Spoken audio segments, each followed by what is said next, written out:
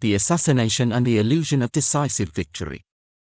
The assassination of Ayatollah Ali Khamenei, reportedly ordered by Donald Trump in coordination with Benjamin Netanyahu, marks such a moment where the killing of a head of state by another state is one of the rarest acts in international politics.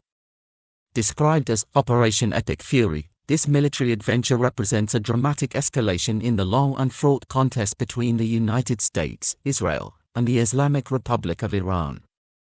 History records only a handful of such moments, each carrying consequences far beyond the battlefield.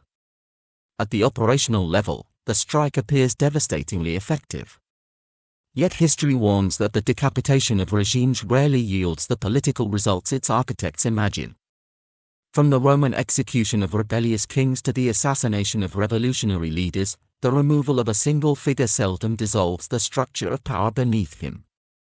Indeed, the immediate emergence of a provisional leadership structure within Iran, and then the appointment of new Supreme Leader Mojtaba Khamenei illustrates the resilience of political institutions forged in revolutionary struggle. The deeper problem lies not in the mechanics of war, but in its purpose. Classical strategic thought, from Karl von Clausewitz to the ancient Chinese strategist Sun Tzu, insists that war must serve a clear political aim. Carl Philipp Gottlieb von Clausewitz was a Prussian army officer and military theorist who stressed the moral and political aspects of waging war. Sun Tzu is traditionally credited as the author of The Art of War, a classical Chinese text on military strategy from the Warring States period. War without clear political aims. Without such clarity, military success risks becoming strategically hollow. The destruction of enemy assets, the humiliation of rival leadership, and the spectacle of dominance may satisfy immediate impulses, but they do not automatically translate into a durable political settlement. Revival of Taliban in Afghanistan, after 21 years, is the case in point. Israel's objective in this conflict appears relatively straightforward: to neutralize the long-term threat posed by the Iranian state and its regional network of proxies. For the United States, however, the stated goals have been less coherent. In Operation Epic Fury, references to Iran's nuclear ambitions, its missile program, regime change, and retaliation for past hostility have all surfaced in public statements. Strategic ambiguity may provide room for political maneuver, yet it also introduces a dangerous absence of direction. The result is a war with two distinct faces. One is military. Air superiority achieved by American forces and the Israel Defense Forces has severely degraded Iran's naval and aerial capabilities. Missile infrastructure, weapons manufacturing facilities, and elements of the regime's coercive apparatus have been systematically targeted. The technological superiority of the Western alliance has produced a familiar pattern: overwhelming force applied with clinical efficiency. Yet the second phase of the conflict is political, and here the outcome is far less certain. Iran's strategy appears oriented toward survival rather than victory in the conventional sense. In revolutionary regimes, endurance itself becomes a form of triumph. The expanding battlefield, regional and economic shockwaves.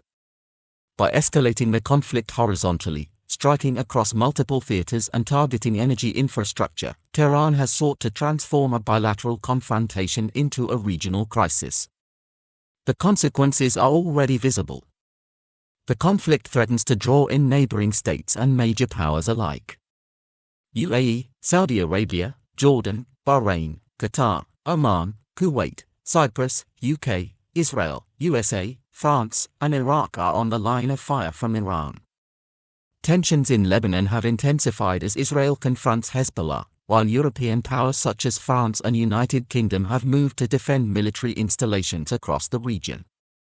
In early March, air defense systems associated with NATO reportedly intercepted an Iranian missile en route to Turkey, underscoring how easily the conflict could widen.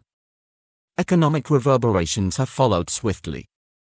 Iran's attempt to disrupt shipping through the Strait of Hormuz, through which roughly a fifth of the world's oil supply passes, has jolted energy markets. Oil prices have risen sharply, while natural gas costs in Europe have surged. The interconnected structure of the global economy ensures that regional wars now carry planetary consequences. like a sustained spike in oil prices could slow global growth and revive inflationary pressures across multiple continents. The country's demographic mosaic includes Arabs, Azeris, Kurds, Baluchis, and other ethnic groups alongside the Persian majority. Roughly 2/5 of the population belong to these minority communities. External support for insurgent movements in such regions, particularly Kurdish groups along the western frontier, risks producing the very outcome history repeatedly warns against, the fragmentation of a complex state under the pressure of war. History's warning: power without prudence. Recent history offers sobering precedents. The collapse of state authority during the Arab Spring, 2010 to 2011, transformed several Middle Eastern societies into arenas of prolonged instability. Libya, Syria, and Yemen illustrate how the destruction of a central regime does not automatically produce democratic renewal. More often it unleashes a competition among militias, factions, and external powers. The humiliation and impoverishment of Germany following the World War I created the psychological and economic conditions that ultimately enabled the rise of Adolf Hitler. A wounded society, stripped of dignity yet not entirely defeated, can become fertile ground for extremism. History suggests that the destruction of a regime without constructing a viable political order in its place may simply prepare the stage for a more radical successor. The domestic dimension of American politics further complicates the strategic calculus. Public support for prolonged military engagements has steadily declined since the wars that followed the September 11 attacks. Rising fuel prices, a direct consequence of energy disruptions, quickly translate into political discontent. Leaders tempted to pursue decisive victories abroad often discover that democratic societies possess limited tolerance for extended conflict. In such circumstances, the most prudent course may be the one least celebrated in the language of power. A narrowly defined objective, the degradation of Iran's military capabilities and the containment of its regional influence, could provide a basis for disengagement. The temptation to pursue regime change, though emotionally compelling to those who oppose Tehran's authoritarian structure, carries unpredictable risks. Political philosophy has long grappled with the paradox of power. Thucydides observed that strong states do what they can, while weaker states endure what they must. Thucydides has been called the father of the school of political realism, which views the political behavior of individuals and the subsequent outcomes of relations between states as ultimately mediated by, and constructed upon, fear and self-interest. The present conflict may yet produce unexpected outcomes. For one, Iran's regime could weaken internally, leading to gradual transformation. It could innovate its defense technology and grow further deeper alliances to sustain similar threats in future. Alternatively, nationalist sentiment could consolidate the political order, allowing a new generation of hardliners to inherit the mantle of resistance. Both outcomes remain plausible.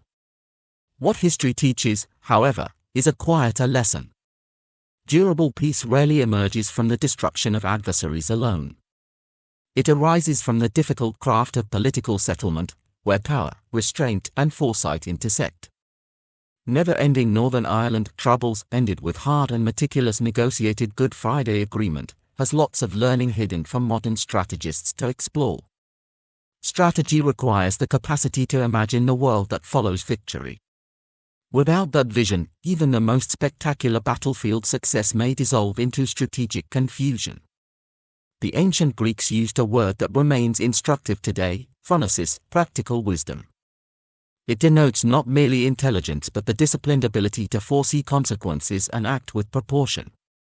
In an age where weapons can reshape entire regions within weeks, such wisdom is no longer optional. The future of the Middle East may hinge less on fury than on foresight. History, if listened to carefully, has already spoken.